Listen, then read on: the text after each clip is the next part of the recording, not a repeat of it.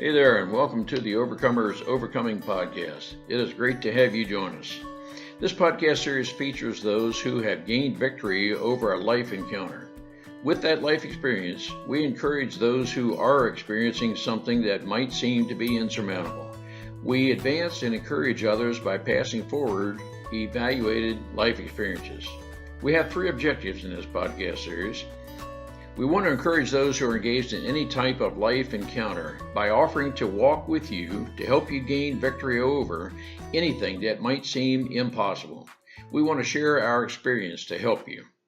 Our second objective is to help you develop a confident resolve that there are multiple options to get past any life obstacle. It's a matter of thinking into the situation. Our third objective is to help you with critical thinking skills. If you are facing a dilemma resulting from a previous decision you wish you could reverse, we want to help you think into all of the facts and factors involved in making an informed decision. I'm Ron Cooper, founder of the Cooper Culture. I'm with my wife and business manager, Marty. Together, we are the Cooper Culture Company who is sponsoring this podcast series. Today we feature Jason Pike, who has a unique story of a learning style that is maybe a little bit different from some others, but through his learning style, his personality, he has talents, traits that some people did not recognize, some people were not willing to adapt to and learn who Jason is. Marty, it's a story, it's a testimony that many people can identify with, that if I am a little bit different, if I am unique enough that I'm just a little bit different from the ones I'm with, some people don't accept me. But Marty, what are some takeaways you got from Jason's testimony? This was an amazing story. I thought about when he said failed first grade. He knew he was different and he thought different. They think different. They process different. It's not that they're dumb or they can't learn. They can, because Jason proved that throughout his life. He didn't let that affect his desire to move forward. He did have some people helping him when he was in the service. The one thing I got was while he was in the service, he thought about the people that maybe they weren't in the right position. He thought of a way to put them in the right position, to find their strengths, to find their talents where they can excel. And he has a great personality, but you would think his upbringing, he might be kind of shy and not want to reach out and do stuff, but he just has that I can do attitude. I'm looking forward to more podcasts with him. He has a great attitude of I'll never quit. Let's listen and learn together. Jason, thank you very much, partner, for joining us. First and foremost, I want to thank you for serving our country in uniform. You have been through the ranks, starting out as a non-commissioned officer and retiring as a commissioned officer with the United States Army. I want to thank you on behalf of our listeners for serving our country. You have, man, I'll tell you what, it seems like a lifelong story of just various things you have overcome. A lot of our listeners are mired, maybe, or involved in stuff of life. And perseverance is one of my bywords. I suspect it may be one of yours as well. There's nothing so large, there's no mountain too big that we can't overcome. And I would say particularly maybe in your case as well, I don't want to try to presuppose, but maybe when you have the right support group, that just helps things a little bit. Jason, welcome aboard. Great to have you, buddy. Thank you, Ron, for having me. I'm really honored to be on your show. And yes, perseverance and never quitting. Inspiration and hope is a lot of the book that I wrote up, Soldier Against All Odds. Well, great. We want to promote you, the book, and underlying all of this is to our listeners, there's nothing too big for us to overcome. And as we together band and join forces, we walk with and help people overcome, and then we pass that forward to others. Jason, you've got, seem like a train load of life stories. Can you briefly tell our audience some of the things you've gone through? And this may end up being several episodes, but today, let's just start out with kind of a top level. In the beginning, I was not a college bound person. I was not I was not college material. I probably still ain't college material, even though I've been through college. But I was identified as a very slow learner. Reading and writing are my worst subjects. Oh, by the way, I'm an author. Figure that one out. Yep. But I have just been through so many things at an early age, and my grit and development started very young in life. And I just continued on to continue on, and I don't even know where to start with. So I could start anywhere. Over. Yeah, let me just take that start right there, Jason. I'm going to tell you that you and I have a similar background just with that introduction. I just because of various things in my life, as I look back, I thought I was dumb, stupid, undateable, and all of these kind of things. How long did it take for you to overcome what maybe others told you was a learning disability? Let's just start out there. I would say the proper term is not overcome, but more compensate for the weaknesses that you've got. Probably took me between 5 to 10 years. I had to build up some self-confidence in me through experiences. In the very beginning in basic training, I joined the National Guard at the age of 17. I enlisted everything was at the bottom. Everything educational wise in the military, everything was hard and went from the bottom up. And so it took me 5 to 10 years to really gain some confidence. And that just took a lot of work. Basic training, the very initial part of people's service, that was in Fort Sill, Oklahoma. And I was one of the worst privates. I was one of the worst soldiers. I couldn't drink the water coming out of that fire hose. It was just too fast. And so they identified me as probably somebody who couldn't get it together. So they sent me to a criminal correctional facility. Not that I was any of a criminal, but it was a scared straight program. In other words, this Pike Jason here is just not getting it. Let's send him to some motivational training where it was very much harder. I went there just to get scared straight, and I did. And I came out of there pretty well, and I developed some self-confidence through just initial basic training. You're hitting a lot of things that are very important to our listeners. You, I think, just acknowledged that at an earlier age, you lacked confidence. And I'm curious, as you think back on the way things were, was it your environment? Was it your dad? Was it words said to you? Can you kind of identify maybe what put you on the wrong path of thinking you're not as good as you are? Because you've written, and so you can. Well, I failed the first grade because of English, and English is still my worst subject. I guarantee you that. I'm from South Carolina, and our educational system is just right above Mississippi. So I was a slower learner, and I was I tell you what, it was just that I knew that I was different, and I knew that I had failed a class, and I knew there was not a lot of expectations. I probably put that pressure on myself, and it just took time of successes, even just small successes are something that you can build up on. And then therefore it was a building mechanism. Matter of fact, when I was in my 20s, I thought I could get away with anything, but I thought I was so strong and I could do anything, but we're not above the law, and the law can always, but yeah, it was just little small successes upon each other is how it was built. That is really important. And one thing you said, a lot of our listeners can identify with, I did not feel accepted. A part of that may have been your mindset that, okay, I failed first grade, and who knows, maybe your teacher said you're not smart, and you just chose at the time to believe that. And so a lot of those things build on each other until, and I think what I heard you say moments ago, Jason, had small successes in my life through various things, and those successes, as you look back on them, to some people may seem inconsequential, but yet what they did is build your confidence.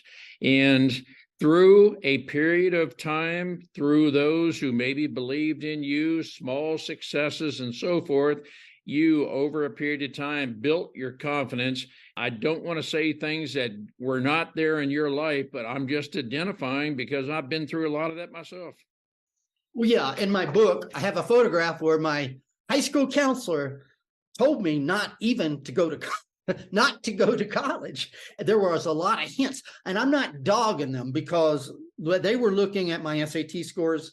They were looking at my scores, and there was a lot of logic to that. So I don't want to dog them, but it wasn't nothing new. I never, it was not an excuse. I put the pressure on myself that I probably couldn't get it together. So I was much more scared of walking into a junior college classroom than jumping out of a perfectly good airplane, because the educational thing was a part of that was just a part. I said, well, maybe I can just fight it through degrees. And I just learned to compensate around it and work around it for the most part. But yeah, there was a few hints there. My father, he loved it. I mean, like any normal parent, they want their kids to graduate college. Education is considered a good thing, but it was kind of well known that I'm probably not going to be able to get there. And I'm going to believe there are a lot of our listeners who are just identifying everything you're saying right now. And some may feel, well, we're not college material. I'm going to use different words. Not everybody needs to go to college. We have skill sets. We have learning styles that don't necessarily lend ourselves to college. SAT scores and all this kind of stuff measure stuff. And it may not measure at all what my ability is, what I can bring to the table, and so forth. I'm saying all that, Jason, to say, now, just for our listeners, I am an aerospace engineer. So by definition, I'm a closet nerd, and I don't know any of this kind of stuff, but I do have life experience as you do. My grades show I am not a candidate for the Mensa Society or anything like that. I believe I do have things to offer as you do, but I'm guessing through life experience, you learned I may be using words you wouldn't necessarily use, learning style. You found the people who believe in you. And well, by golly, in spite of what a person may have thought of me earlier in life, I found my own path. Again, I don't want to put words that were not there, but I'm telling you, I'm identifying a lot of my life. Well, yeah, exactly. And one of my first leaders in the National Guard, I told him I might want to go to college, and he fell off laughing from the ammunition can, and he was just laughing. And so, yeah, get around the people that believe in you, and identify the successes. You might fail, and that's okay to fail, because that just means maybe you can work it differently, or you can go to wherever your strengths are. So failure is a lot of this book is about failure and about screwing up and just bizarre events. And yeah, I would latch on to those experiences that I thought I was good in. I would latch on to the people that believed in me. Yeah, that's a good one. Yeah. Let's build on failure. There are a lot of us who say, man, I've tried a bunch of things and just didn't work out. And failure, well, I'm going to tell you, I use a little bit different terms. There was a failing. I tried something and ended up short of where I wanted to be and wasn't quite there, as opposed to failure, which to me connotes personal. And my guess is you've tried different things that you didn't end up exactly where you wanted to be. But again, I don't want to use terms you would not, but you failed forward all throughout your life. Hey, well, I'm not giving up. Oh yeah, I've even fell in a cesspool and almost drowned. I mean, that's a real life story. But that's a true story, and I've got that detailed in there. But no, it goes one thing after the next, and it's a buildup of grit. It's a buildup of experiences, and I can always go back to when I was a lieutenant, walking around at night, finding those locations on a map and falling into a cesspool, and then recovering out of that. I was like, wow, I mean, I was really there. But no, it's just the reason I wrote this book is everyone's like, how did someone like you get through all this? How did you do? And that was a surprise. Everybody, I was a captain, or now I'm an officer. Now I'm college educated. How did you? Everybody asked that same question. So, well, I've got a book to answer that answers all the questions. But so that's the reason I wrote the book. Yeah. No, that's good. Over and over. There are a lot of our listeners that say, man, I tell you what, I've been through enough stuff in my life. I don't know that I want to try one more thing because it may just end up in a failure. I use the expression frequently. I use aviation terms. Don't go solo. don't go by yourself. Make sure you find someone who believes in you. I'm just going to say very briefly, my wife and girlfriend of 56 years, I believed I was undateable, and I've got a dating life to prove that. What I'm saying is, do not go alone. Find someone who believes in you. Get a support team of, you don't need hundreds necessarily, but one or two, somebody who believes in you. And you say, Jason, you just keep going, buddy. I'm now thinking of Thomas Edison, who said, I didn't fail 10,000 times. I just found 10,000 ways it wouldn't work. I'm going to work until I find the 20,000th way that will work. And my guess is that's somewhat your mindset. Yeah, and I learned creativity along the way. For example, there was no way I was going to get into a reputable school. So I went into a junior college that would take anyone who was lame, lazy, or crazy. That was a way to get into another. It was a transfer. Well, that's not traditional. And I took a lower load. I said, well, I'm not going to take all these classes all at once. I'm going to go slower. And oh, by the way, well, I don't have to. Maybe you don't have money to. Well, you can. There's security job positions. There's positions where you can study in the evening and still work. So it was also trial and error, and it was also just learning. Think about that problem you got, whatever that problem you are. Just set it aside, and I would just think about it. And I would say the word think, and I might go take a walk around, think, wake up, and just think about the problem the next day. And you can just think of another way around it. There's always ways around things. We call them waivers or ways around. There's always a few ways to skin a cat, is what they used to say. So think of it that way. Our second objective of our three objectives of this Overcoming podcast series is always know there are multiple solutions to anything you're facing. I think you exemplify that right there, thinking. Let's think into it, think through it. There's no problem that doesn't have, in fact, multiple solutions to it, but we're just going to think into it, think through it. And once we've done it, we're not going to try, we're going to do. And when we do, we're going to make it. No one is going to count me out. I may come up short of what I want, but hey, we're still moving forward. My guess is that exemplifies your life. Tell us again your book. It's A Soldier Against All Odds. A Soldier Against All Odds. It's on Amazon. I have it in Audible. I am the narrator and I am the author, so it's on Audible or audio, so if you wanted to listen to it as well. And it's written in a way that's a very easy to understand language, particularly from the South, but it's in a very basic, maybe 6th, 7th, 5th grade type of reading. And so, but it has all the various fiascos and events of how I worked around things. A lot of people get in their mind, well, there's a regulation or there is company guide to do it this way. I didn't like that. I didn't do that. I didn't think regulation. I couldn't even read the regulation. So I look at the regulation or the instructions as a guide to solve a problem. And then I would just work around it because I couldn't think that way anyway. And matter of fact, if anybody says the rules tell us to do it this way, that kind of scared me because my brain don't think that way. It sort of thinks outside the box. Well, it has to think outside the box because I'm just a different learner. And that's good. There is proverbial company solution. There are some of us who would say, I just don't fit the mold of the company solution. Can I think of a different way to do this? Jason, I think you exemplified just that. I'm going to figure out a way to do this. There may have been a larger percentage of people who said, well, Jason, you're never going to write a book. You'll probably never sell it, even if you would write it. You and many of us can prove other people wrong. I'm believing, Jason, you chose not to believe those who said you're never going to make it. No, a matter of fact, if I did hear that or think, it would get me more motivated. Just had a way of stimulating me to want to try to prove them wrong, I guess. But it was a strange motivating factor for me, and I kind of was attracted to that in a way, in a very weird way. Yeah. No, I understand. You described yourself as being low in confidence earlier in life. You do not project yourself that way right now. I don't mean in any way. You come across as being arrogant.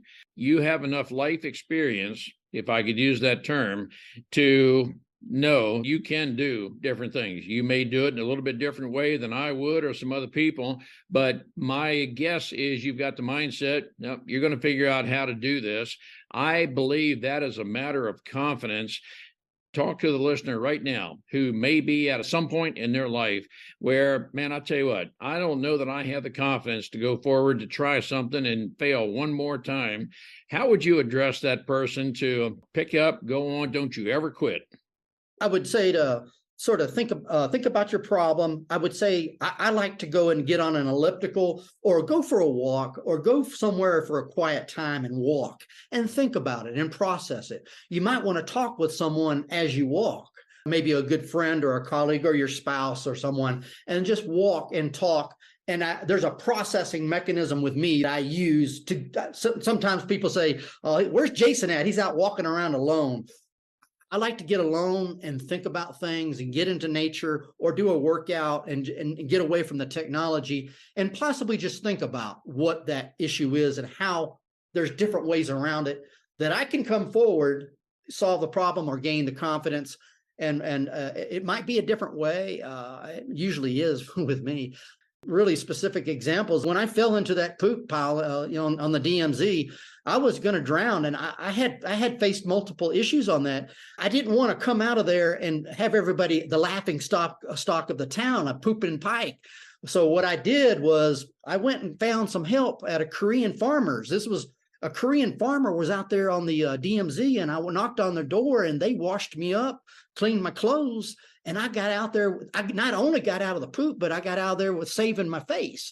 I asked for other people's help that might not be in the company or might be outside the organization. There's just always a way around things. Yeah. Rejection or a sense of rejection can come in many different forms. We didn't get the job promotion we were hoping for. We didn't get the date we were hoping for. Someone told us they do not believe we can do something we think we can do. Any number of things can hurt our confidence and cause us to feel unwanted, feel that we're less than what we are. But then there's some of us who, after having experienced enough of that in a prior life, can take that as motivation to move on, move beyond.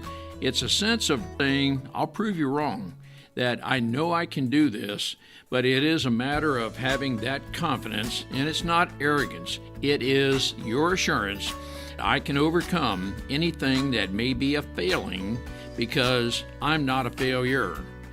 Big difference between failings. We came up short of whatever goal, objective we had with whatever venture we undertook, versus failure. I take that term as meaning I am a failure, and I don't accept that. Jason doesn't accept it. It is a matter of overcoming anything of the past. When you're surrounded by a team, and it could be just one person, when you're with and you're in the presence of a person who believes in you, I believe you can overcome anything. Let's work together and help someone over the hump. Something very important you just said. I do believe there is a balance of being alone, so that I can do some clear thinking. But I think there's an aspect as well. Don't isolate yourself. When you isolate, you are by yourself. And I want to stay by myself. I think there are a lot of people who, when they isolate, they can get depressive thoughts, they can have negative thinking and so forth. So I think there's a balance, Jason. I'd be very interested in knowing your thoughts, a balance of the right mix of being alone so that you can just clear your thinking, so to speak, but you're not isolating. And isolation to me is being alone over a long period of time, totally separating yourselves from other people. Can you address that, at least from your perspective? Yeah, if you have like some leader that you trust and you can talk to, maybe it could be a mentor that you can talk to privately or get instructions from, that would help. Someone where there's really good, honest communication. When my father died and I was in the process of going to Afghanistan, I was in a very bad slump. I didn't know if I could command in Afghanistan. Even though I was a lieutenant colonel, I had been sucker punched to the ground. And I thought that I was pretty strong at that time, but I guess we can all get shot down, even though we've had a lot of successes. One of my leaders that I talked to, he told me, I wanted to get out of Afghanistan. I wanted to get out of war. I just didn't think I could go. It's not that I wasn't trained for war. It was just that I was so depressed and I was just so beaten down from my father's death there had been some other things that went on with a federal investigation. Just to say I was really down. And he told me, he says, we really need you and we really want you and we value. He was telling me how valuable I was. And then he also told me, you got to understand, what would your dad do? And this is, he wants me to go. So, but yeah, my dad wanted me to go to war, but he was dead. And so I just had to pick myself up and just go and just walk and just, hey, man, I had to pick myself up and say, hey, yeah, I'm going. But if you got someone to talk to you that's trustworthy with you, you got to have a mentor, someone to help you out when you're in those really tough time. You're right on. I get choked up in that. I know. There's several aspects that we represent. Men, let's be the rock of our family. Let's be a mentor, the person someone can look up to and believe in us. That's one aspect. Another thing is have a mentor. And I believe a mentor is also a person who represents a safe space. That safe space being defined as no matter what you say, I'm not going to use it against you. I'm going to do everything I can to help build you up and make you the person I believe you are. Everybody in life, Jason, I believe has strengths. Everybody. You may not know what they are. You may not know exactly how to identify your strength, but I believe everybody has strengths. It's a matter of identifying what they are. Let's build on those strengths. Everybody has weaknesses, but let's don't focus on that. Let's focus on the strengths. And as we identify those strengths, and as you're with a person who believes in you, we can confide in that person with our weaknesses, but we're not going to dwell on that. We're going to dwell on the strengths. Those are just some of the guiding principles that I use. And I'm guessing, Jason, that may, and again, I don't want to use words that are not there, but maybe that's what brought you through some of your low points. Yeah, having that mentor and having him build me up with confidence, even though I'd been struck down. He was telling me about his father dying, and I said, okay, well, I'll go ahead and go. And then come from that slump and come back into the group. And then again, I would look at soldiers as, if everybody was telling me another soldier is bad, I didn't think so. I thought they maybe just not in the right place. They've got strengths. Maybe they're not in the right area. So I would think the way you did, especially with my soldiers, that there's always something that they can do good to the organization, even though a lot of your subordinate leaders might not think so. I think you might have to change a few routes, put them on a different path somewhere. Yeah. Well, I totally believe that. There are a lot of people in our organization who are not necessarily aligned in a position that use their strengths.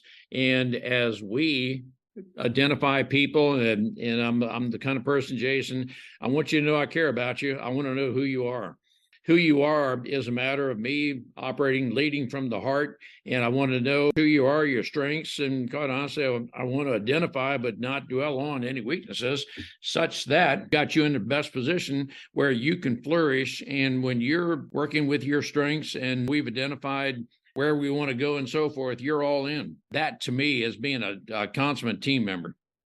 Yes, no doubt. And you can look at somebody that you could say, well, this company or this organization has trained this person to be a salesperson for 2 years and they're not selling. But then you say, well, maybe they need to be doing something different. Maybe they need to be doing something different in the organization, but that goes against the company's grain. Well, we put the money for them to do this. Well, they might be able to do something different in another job. And I did that with a soldier, and they were trained to do sanitation inspections. And I found out they could display the company's organization much better than they can do inspections. And our not our company, but our military's our competencies, they could display it and show what we do. So yeah, there's just different flavors for different people, and people get into this box and they think this is the way it's supposed to be, but that's not necessarily so. The other thing about it is what gave me a lot of satisfaction X number of years ago. I've gotten some other strengths. I have other experiences, perspectives, and what I did X years ago, I may be able to do something better now. I don't like being pigeonholed, and I don't like pigeonholing our people, that I hired you to do this one very thing, and don't try to sell yourself to do something any different. I am not that person at all. You seem to exemplify that role as well. Hey, let's work together, adapt together. As our lives change, perspectives and so forth, I may find you in a better role somewhere else, but I'll work with you. Oh yeah. For me specifically, commanding troops was much better than if you tell me to, change your tire of your car or do the spark plugs of your car, I might blow it up. But if you can tell me how to lead the people and do the car inspections and the work, I can lead much better than I can do it. I'll break it. Matter of fact, I break a lot of stuff off. They don't call me, I'm not a handyman. I'm more of a handicap person. But this book right here was the hardest thing, writing this book and having to look through this stuff, reading it. That's very difficult. But I can talk it. I can talk my book and my experiences like I'm doing now much better than writing anything. And you just learn as you go. But this thing was the most probably, I would probably rather go to war than write this book again. No, it was a difficult task, but I do like the podcasting and expressing of what I did. I think I can do that much better. And there's some of us who'd rather hear it from you than read it about you. So everybody has a learning style. And as we adapt to people, as several people did in your life, we're going to make a go of it. You mentioned almost in passing federal offense, a criminal, something of that background. Our listening audience would be very interested in knowing just a little bit about that, how you overcame, maybe what caused it, but more so how you overcame and so forth. Would you be willing to come back on and explain a little bit more about your life, because you're an inspiration to our listeners?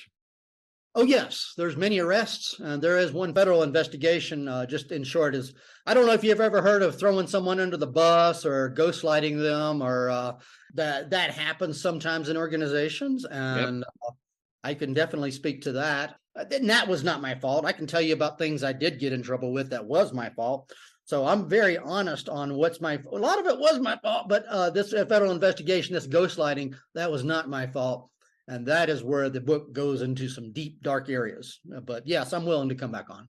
Yeah. Well, that'll be just great, because some of our listeners who have been falsely accused of things, that comes about with some group of people believing I did, or even if they don't have the facts. Hey, as long as I in some way put some mud against your name, I accomplished what I want to do. And that happens. And I've got that detailed out. And the reason I wanted to be so truthful with this book, because is when I go to that story of the federal investigation, they're going to see that I'm not perfect either. And so I do talk about my fiascos and my failures before I go to that deep, dark part of the federal investigation. Have another episode. We'll reschedule. Thank you for being an open book. Thank you for your evaluated life experiences. Our listeners learned from this. They'd rather learn through this kind of a venue than sitting in a classroom with some academicians reading from a book. Evaluated life experiences, you've got it. Thank you for being so transparent and vulnerable about your life experience. Let's continue this.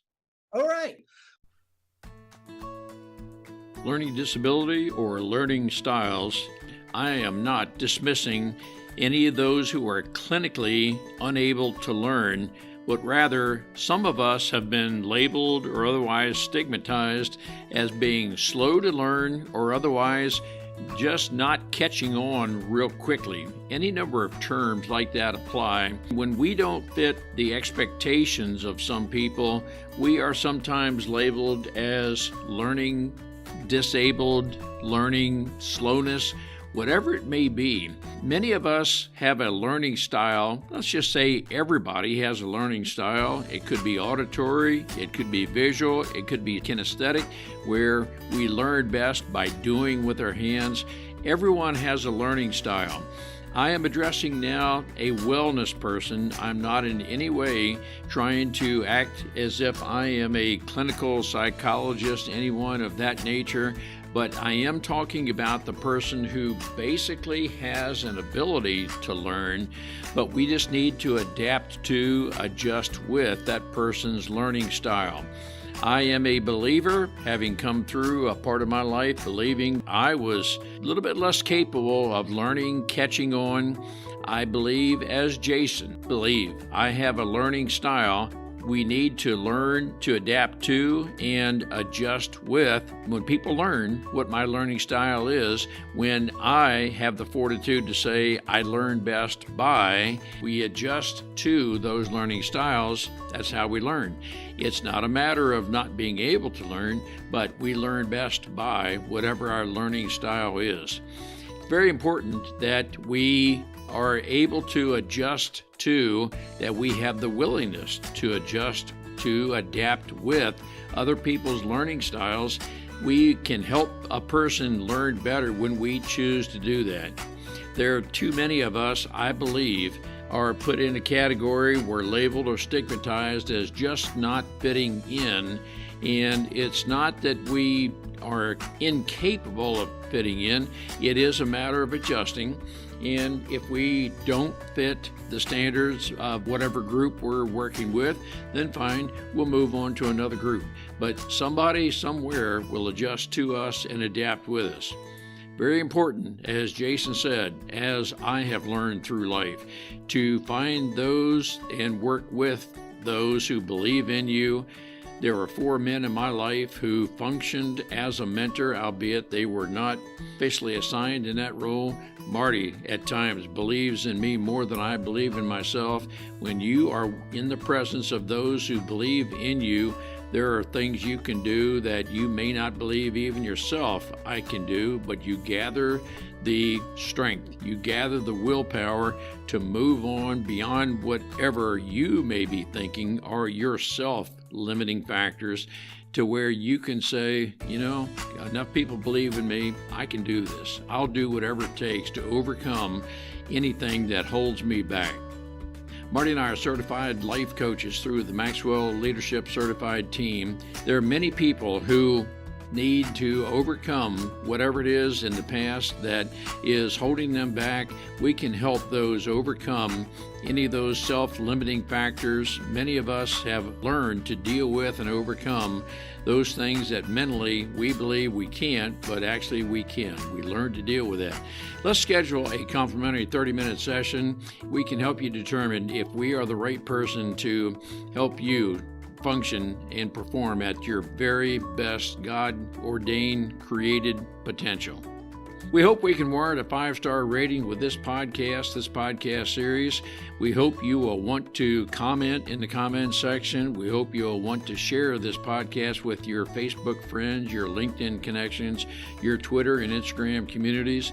The more we share, the greater the opportunity we'll have to advance others and help others perform at their very best. Marty and I are also keynote speakers. Look for us on thecooperculture.com and espeakers.com. I'm listed as Ron Cooper, F4 pilot. I have some life experiences I know will advance your audience, and these life experiences are ones that many of your audiences are experiencing. Let's work together, let's share together, move forward to advance others. We look forward to working with you.